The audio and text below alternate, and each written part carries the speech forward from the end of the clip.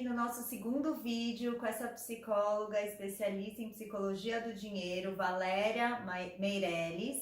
Aliás, sigam ela no @ValériaMariaMeirelles, se você quer saber mais sobre esse assunto. E nesse vídeo a gente vai falar um pouquinho mais sobre uma parte prática para nós psicólogos, do que a gente precisa saber da psicologia do dinheiro, como lidar com isso e quais são os principais pontos para a gente começar, Valéria.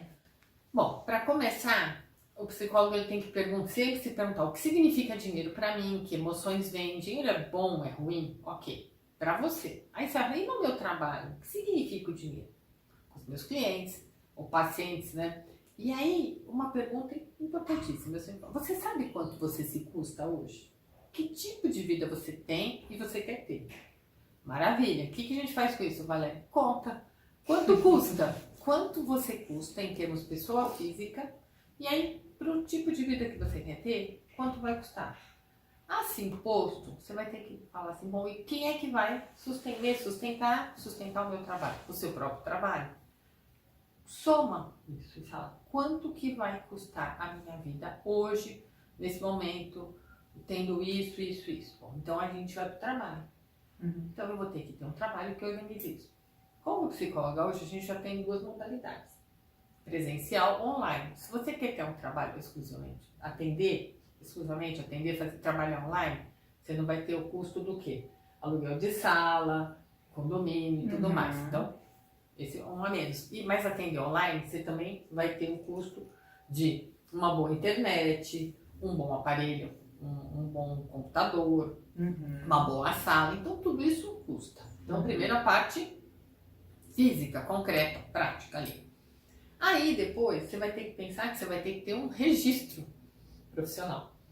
Você paga o seu conselho de psicologia, mas você vai precisar da recibo ou nota fiscal. Então, você se transforma numa pessoa jurídica. Importante ter uma conta pessoa jurídica. Nessa hora, existe um ser chamado contador. Ele é ótimo, a gente não vive sem um contador, não dá para ficar sem.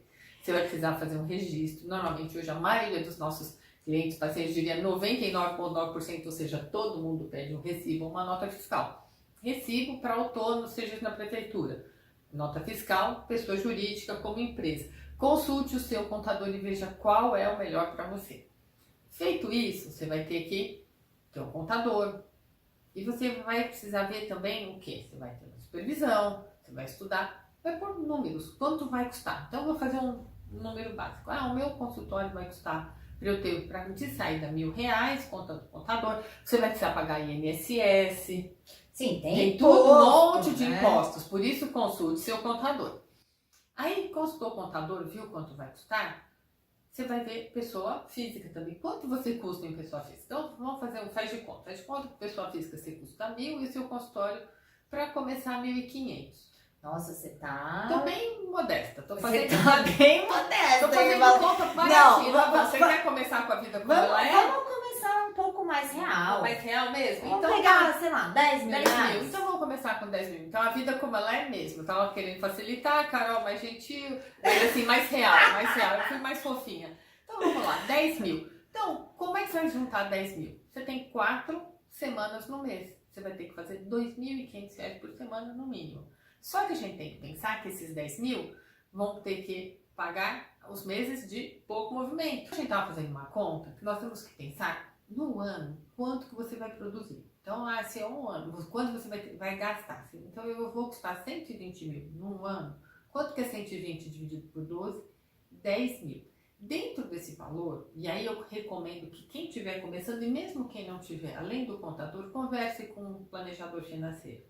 Porque o planejador, Carol, ele te ajuda a fazer umas contas em termos de presente e de futuro. Então, assim, dentro desses 10 mil, você tem que considerar férias, feriado e também a sua aposentadoria.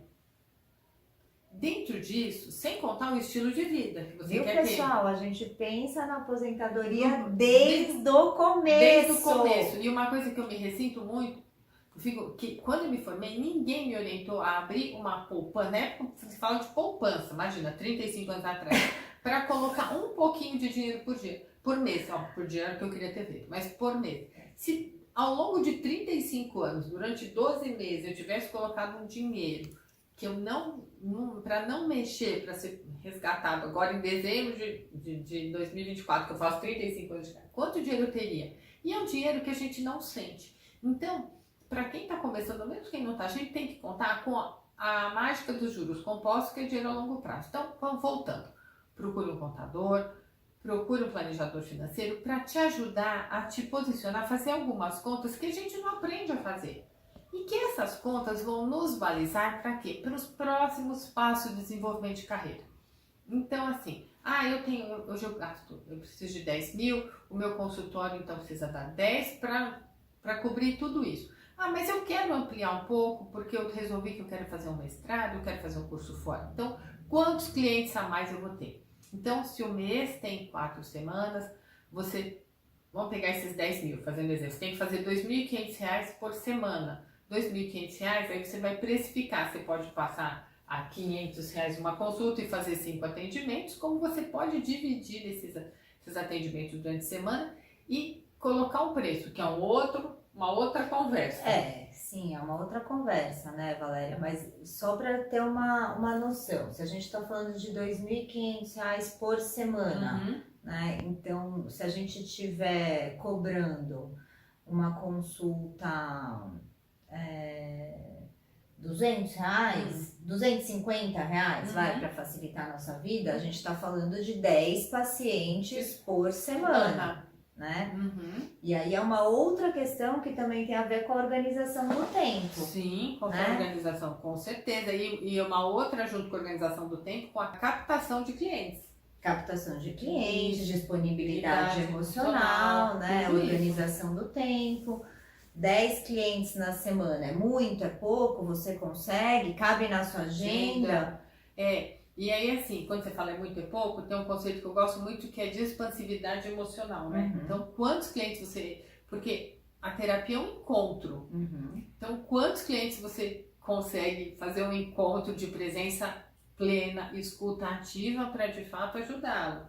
Então, você tem que pôr na agenda. E lembrando que, para cada cliente que a gente atende, a gente estuda pelo menos 1 hora cada um. Tem todo um tempo de estudo. Então, você tem que se organizar nisso, ver o quanto que você está apto e depois você pode atender 10, 15, 20, 30. O que tem que fazer é sempre ter uma organização. Uma recomendação realmente é ter um bom contador, conversar com um planejador financeiro e no início eu recomendo você fazer um controle semanal. Depois você vai pegando o jeito, mensalmente eu falo assim, termina o mês, faça um balanço de quantos clientes de fato, quantos clientes você atendeu, a entrada, coloque numa planilha, faça um controle de gastos para depois você também, e o planejador ensina, com o dinheiro do consultório você tira o seu Prolabore, paga as contas do consultório, Prolabore para pessoa física. Eu tentei já fazer isso, Valéria, não funcionou para mim. Não funciona. Então, aí que eu acho uma coisa interessantíssima que eu vejo. Não tem um jeito certo, tem um jeito que funciona bem. E você vai ter que encontrar um jeito. O que é esse funcionar bem? É esse jeito que você tenha o controle, isso tem que ter mesmo, né? Não é ser obsessivo, ter o controle da parte do seu consultório, das suas finanças, pessoa física, pessoa jurídica, para que você caminhe. Tem várias formas. Eu não gosto de planilha, não gosto. Então escolha o jeito que você gosta. Se você quiser anotar no guardanapo e esse funcionar, só não pode ficar na cabeça. Por quê? O Richard Thaler, que é um economista, ganhou o prêmio Nobel de Economia, ele tem a teoria das contas mentais, que são as contas do nosso desejo. Conta mental, quando fica só aqui, vai furar, você vai endividar.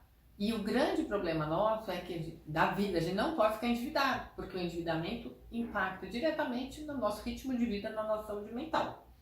Então, do mesmo jeito que a gente vai sentar e estudar os nossos pacientes, com tanto amor e carinho, você vai sentar e colocar também o cuidado nas suas contas. Isso é autocuidado, isso faz parte do nosso trabalho também, não tem essa de não gostar, isso faz parte da nossa maturidade e compõe o nosso desenvolvimento profissional. Bom, perfeito, Valéria. Inclusive eu já mudei o meu jeito de planilhar algumas vezes, porque eu fiz de uma forma, depois achei que não estava muito bom, depois eu mudei, até para organizar os pacientes que já pagaram, que não pagaram, para ter esse controle também, porque a gente tem pacientes que pagam, como são clientes, a clínica, né? Também isso é importante. Tem paciente que paga num dia, depois paga tem outros que pagam em outro dia, então a gente também tem que ter esse controle, senão fica aquele monte de pingadinho lá, quem pagou o quê, onde é que tá. Verdade. Né? E a gente não consegue visualizar o montante, se tem alguém devendo, principalmente porque no começo quem faz todo esse controle somos nós. Exatamente. Até a gente poder ter uma ajuda, uma né? secretária, sei lá, né? Que é maravilhoso, funciona, né? Mas eu acho que eu entendo que no começo você falou uma coisa importante que me chamou a atenção sobre fazer parte do nosso crescimento profissional, a gente estudar, aprender e se dedicar sobre isso. Sim. Eu entendo que a gente tem uma certa resistência com essa questão de planilhas, números, administração, a parte financeira. A gente não gosta, a gente gosta mesmo de estudar. E cuidar dos nossos clientes, né? É verdade. Isso, gosta de estudar comportamento humano, né? De estar envolvido com a questão afetiva, emocional, mas a gente não pode perder de vista que pra gente ter crescimento profissional, a gente também tem que fazer a parte que a gente não gosta, não quer, mas que é essencial, importante para o nosso crescimento, né? Concordo. E aí também você falou que é um outro tema, como é que a gente faz a precificação e a cobrança? Porque tem paciente que paga por sessão, tem paciente que paga ao final do mês, então escolher um jeito, a melhor forma de pagar, de cobrar e deixar para esse paciente nos pagar também é importante para ter um controle mais único. Há muitos anos atrás eu cobrava por sessão, achava ótimo. Mas no fim me dava uma trabalheira, porque era toda semana lançar. Então a gente vai mudando, a gente vai adaptando e vê o que funciona. E nesse sentido, é importante também, quem está começando, mesmo quem não está, prestar atenção ao valor, quanto que ele vai precificar, a forma como cobrar, fazer bons acordos logo do início, cobrar falta, não cobrar falta, se viaja, como é que é, se atrasa. Porque também muitos de nós têm dificuldade em colocar acordos financeiros. Que tem a ver com a valorização do nosso trabalho. E depois falar, mas tinha tanta gente que faltou, mas como é que você fez isso? Então, tudo isso faz parte do quê? De um cuidado que a gente tem com o nosso trabalho, de uma apropriação do nosso papel profissional. Porque quando a gente faz tudo isso, a gente transmite o quê? Que você está seguro, então você vai explicar para o teu cliente. O meu preço é tanto, eu recebo tal dia, se você faltar e não avisar é tanto, se você faltar de todo jeito eu vou cobrar. Então aí a gente vai vendo várias formas do que? De enquadre. É um termo antigo que a gente usava, né? Enquadramento eu acho muito ruim, mas é as condições que você vai trabalhar.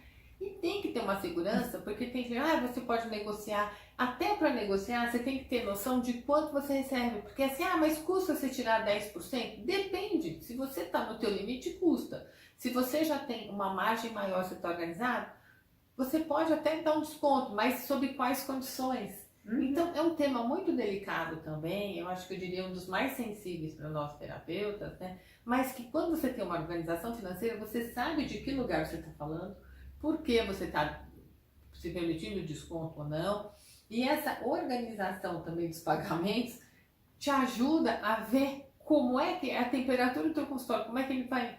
Porque eu tenho uma planilha que ele pode dar ele mostra um gráfico de pizza, né? De como que você vai. Então você vai entendendo um pouco mais. Então, esse entendimento é bom porque ele vai te dando um alicerce para você se posicionar melhor perante seus pacientes. Essa conta, a pessoa te liga, quanto é o teu preço? Você pode me dar um desconto? Posso, não posso?